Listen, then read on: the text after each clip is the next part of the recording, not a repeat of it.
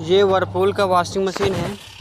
इस कस्टमर का कहना है कि इसमें आवाज़ बहुत आ रही है। देखिए मैंने टाइमर ऑन किया और देखिए कितनी आवाज़ आ रही है।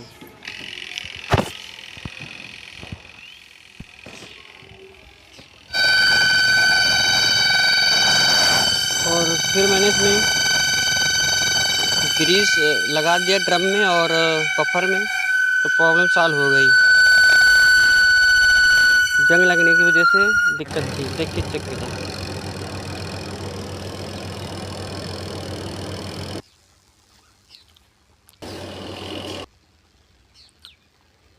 देखिए अच्छी तरह से चल रहा है, वाश भी और स्पिन भी।